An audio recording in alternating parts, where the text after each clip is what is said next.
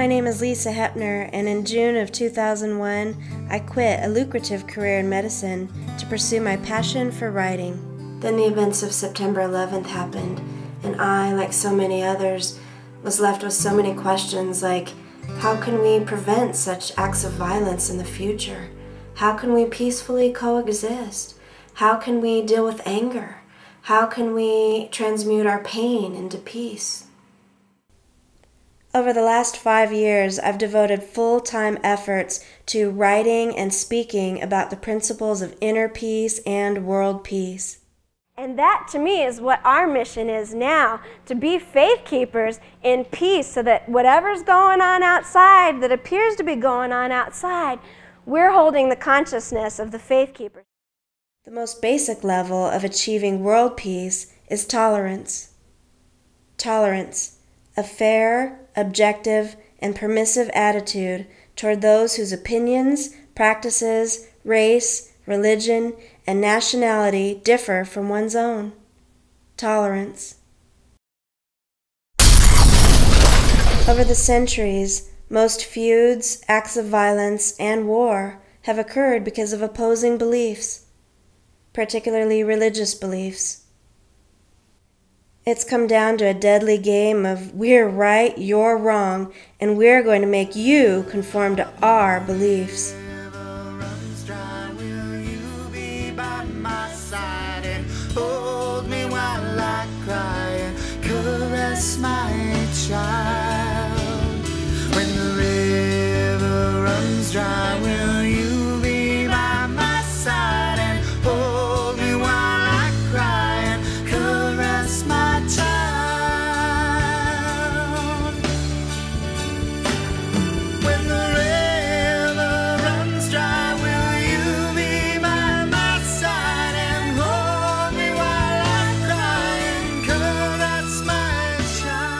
Unfortunately, a lot of people get hurt or die in the process.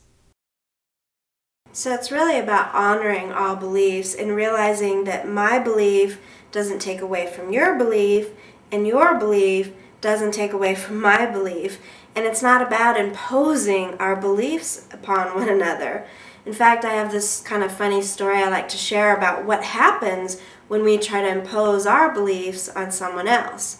And it's a story about this atheist, and he was out swimming in the ocean one day when suddenly he was surrounded by the shark. The shark started circling him, dun, dun, dun, and in his fear and desperation of about to be eaten, he cries out to God, "Dear God, please save me." And God goes, "Well, wait a minute. You're an atheist. You don't believe in me. Why are you shouting out to me now?" And the swimmer thought about it for a moment, and he goes, "You're right.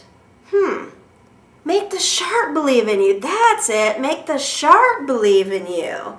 So sure enough, the shark is circling him and gets ready to eat him, and a miracle happens. The shark closes his mouth, backs away, and says, "Dear Lord, thank you for this meal I'm about to receive."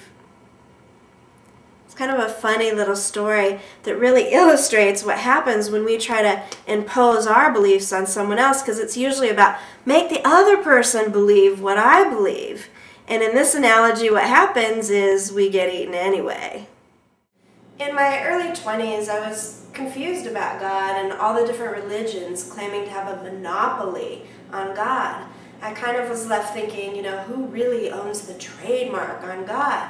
And so one day I was in a plane sitting next to a priest, and I decided to ask him some really pertinent questions.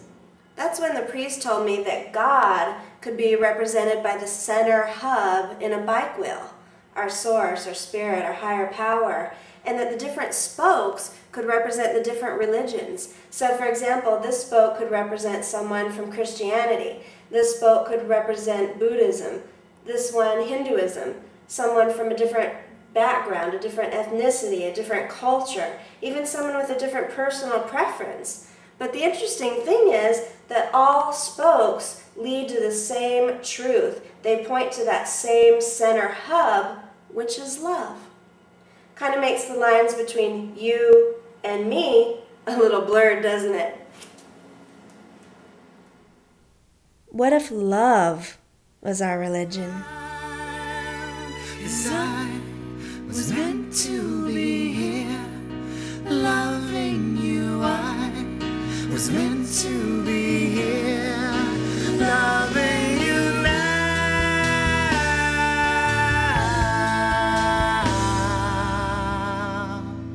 I was meant to be here, loving you.